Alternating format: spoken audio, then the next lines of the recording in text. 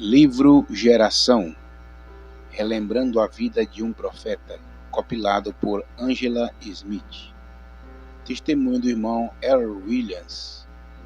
Nascimento 9 de janeiro de 1930. Meu pai era aleijado por causa da artrite. Saímos de Oregon por essa razão. O médico lhe disse que se ele fosse para uma região de clima mais quente e seco, ele poderia viver mais uns 4 ou 5 anos. Isso foi em 1945. Viemos para o Arizona quando Phoenix tinha cerca de 60 mil habitantes.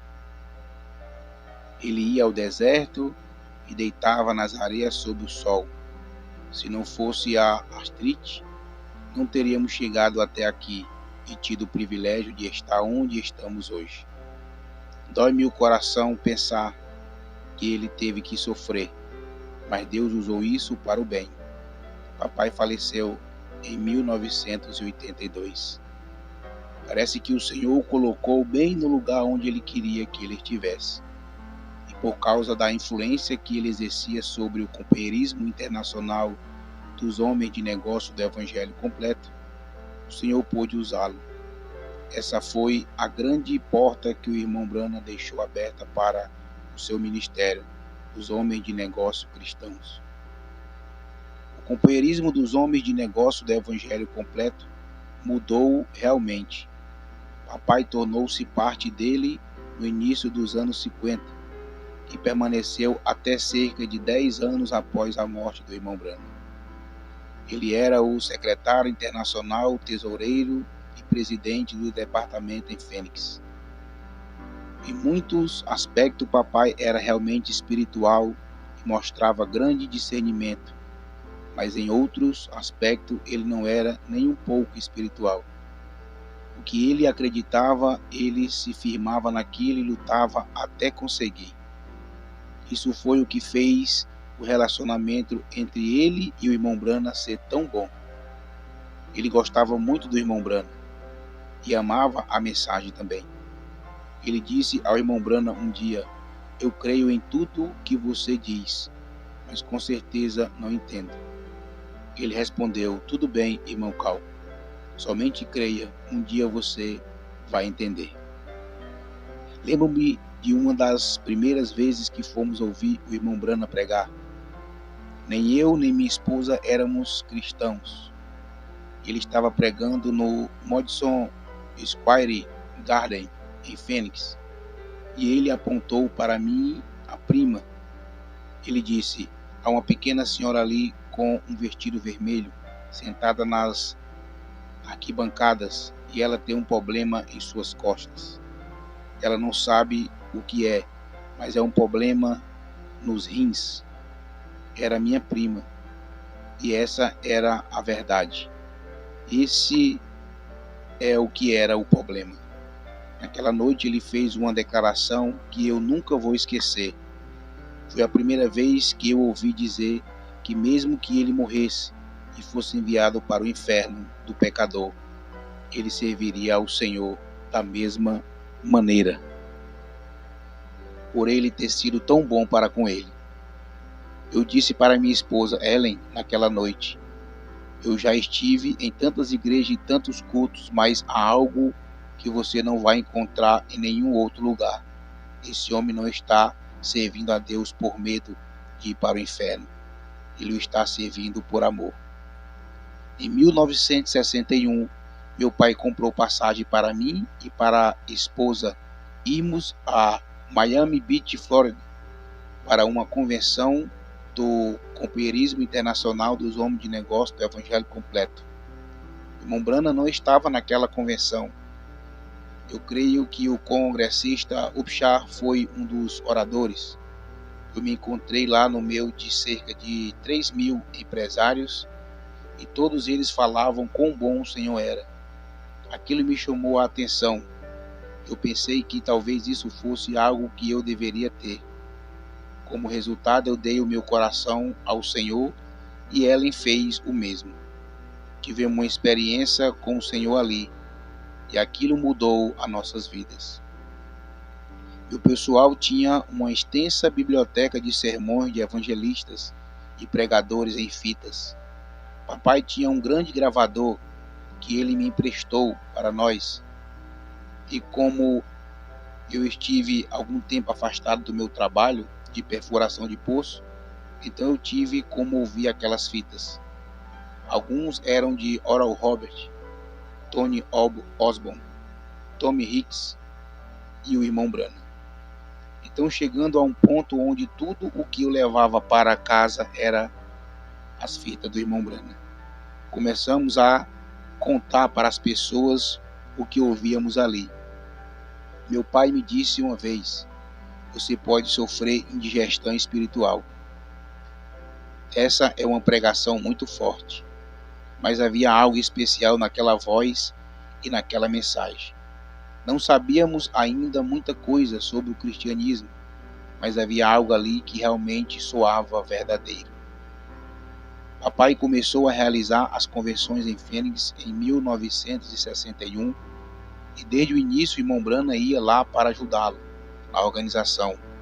Ele esteve lá todos os anos até janeiro de 1965 e teria estado em 1966 se não tivesse acontecido o acidente. Sempre acreditamos que a razão do grande sucesso daquelas convenções era por causa do seu envolvimento. Foi a única convenção que o Companheirismo Internacional dos Homens de Negócio do Evangelho Completo enviou dinheiro de volta para o escritório central ao final da convenção. As demais convenções tiveram que ser financiadas pelo escritório.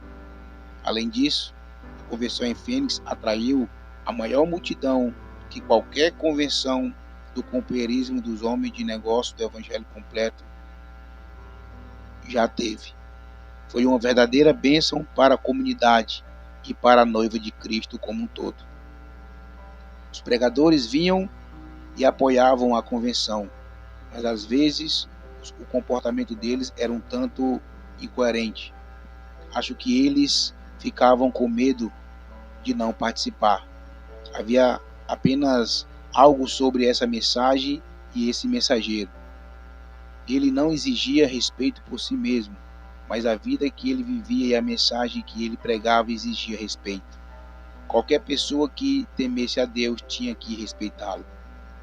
A maioria dos membros do Conselho do Companheirismo dos Homens de Negócio Cristão discordava do irmão Branham quanto à sua doutrina, mas nunca encontrei qualquer um deles que apontasse ou fosse capaz de apontar o dedo para a sua vida. Eles tinham muito respeito por ele para se atrever a fazer isso. Eles sabiam que a vida que ele vivia estava acima de qualquer suspeita e eles o respeitavam. Muitas das mensagens que temos hoje foram pregadas em Fênix. O irmão Branham vinha a Fênix 10 dias antes do início da convenção e pregava em diversas igrejas ao redor do vale. Ele pregava pelo menos 2 vezes durante a convenção, uma vez no café da manhã de sábado e outra no domingo à tarde, quando ele sempre realizava um culto. Ele nunca interferia nos cultos regulares das igrejas. Ele não fazia isso. Ele não permitia que o escalasse para pregar nos cultos regulares. As reuniões de sábados de manhã eram sempre frequentadas por uma multidão. No domingo à tarde também havia grandes multidões. O irmão Branham tinha muita paciência com o companheirismo dos homens de negócio do Evangelho Completo.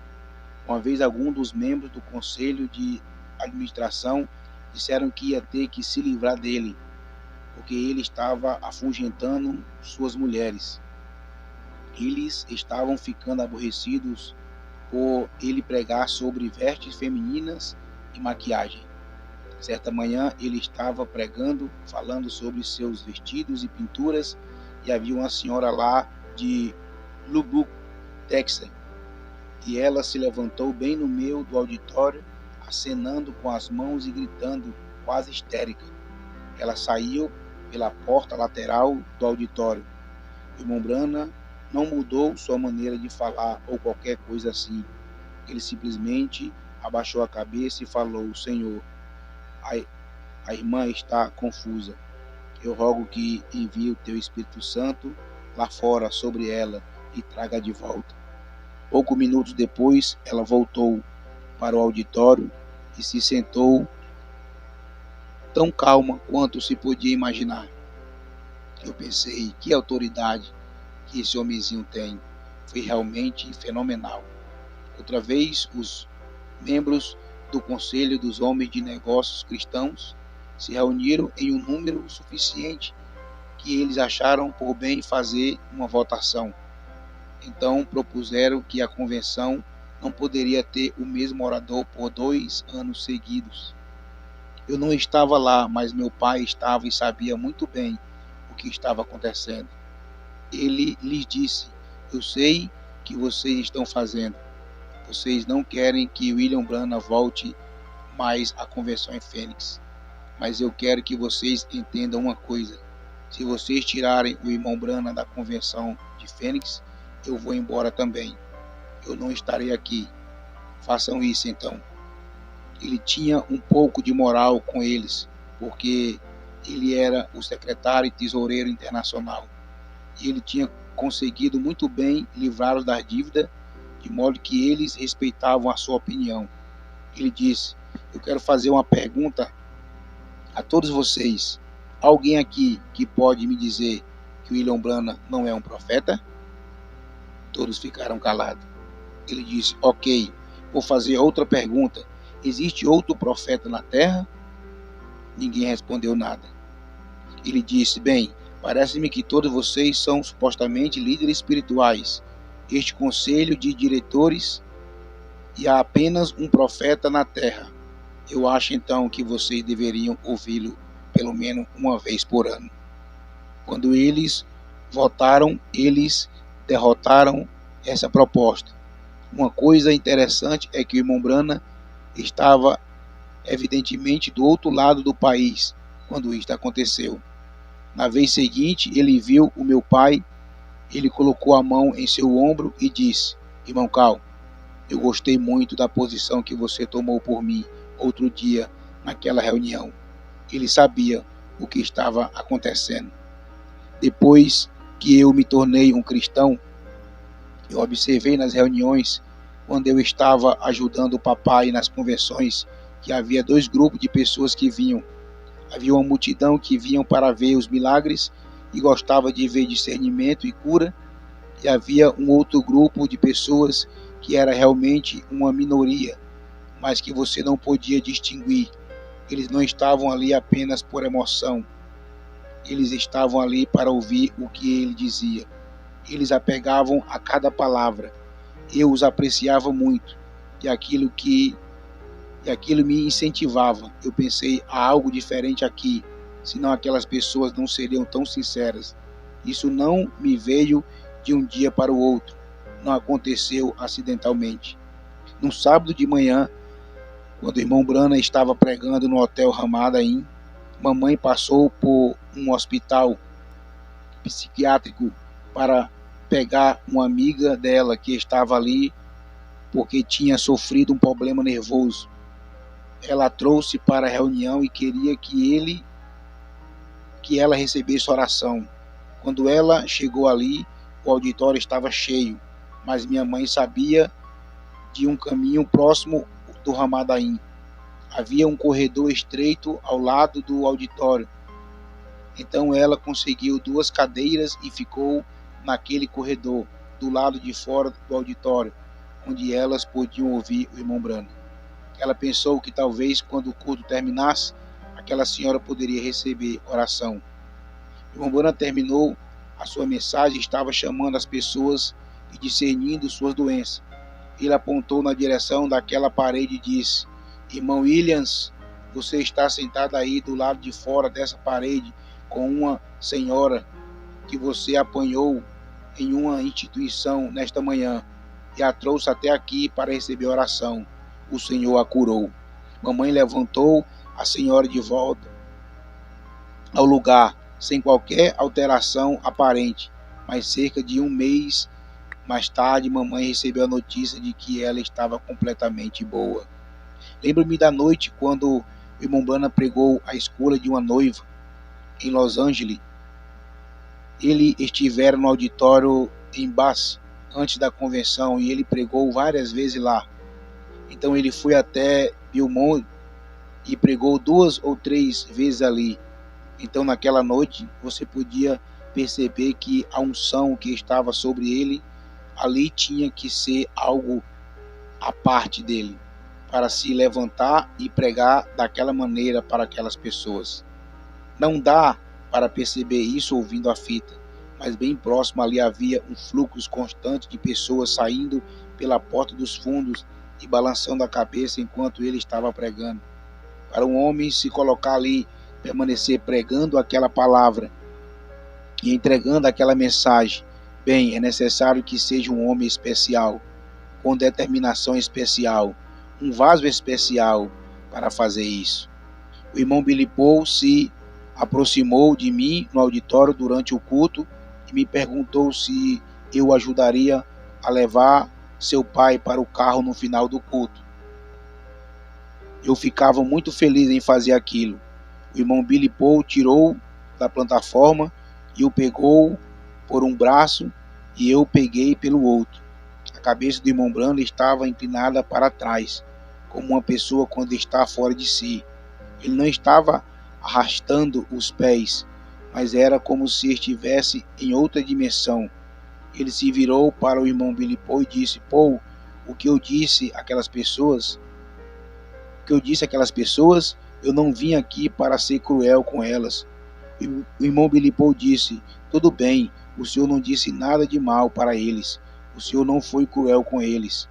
Era meio quarteirão até o carro que eles estavam dirigindo. Nós o colocamos no carro e fechamos a porta. O irmão Billy Paul entrou para dirigir e o irmão Branham abaixou o vidro e disse: irmão Earl, fala para Demos dizer àquelas pessoas lá dentro que seria melhor elas se arrependerem. Quando voltei, o auditório estava cheio de pessoas ajoelhadas. Muitas das pessoas que haviam saído enquanto ele pregava, eles não conseguiram suportar aquela mensagem tão dura.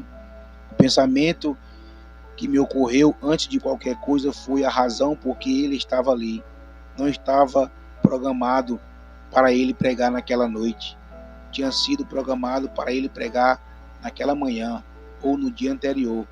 E eles tinham cumprido o cronograma, mas quando ele entrou, as pessoas começaram a sair da convenção. Assim, os homens de negócio se reuniram e chegaram à conclusão que tinha que fazer alguma coisa ou perderia a multidão. Eles decidiram que se mantivessem o irmão Branham naquela noite, eles manteriam a multidão ali. Então, eles lhe perguntaram se ele pregaria naquela noite. Ele muito graciosamente concordou. Foi quando ele pregou a escolha de uma noiva. Isso foi o que me impressionou demais a respeito do irmão Branham. Ele era tão humilde em tudo o que fazia. Ele não se projetava. Uma vez eu lhe perguntei: irmão Branham, e sobre aqueles fósseis e coisas que eles encontraram nas rochas? Eu ouvi pessoas pentecostais me dizerem que isso era colocado lá pelo diabo para enganar as pessoas.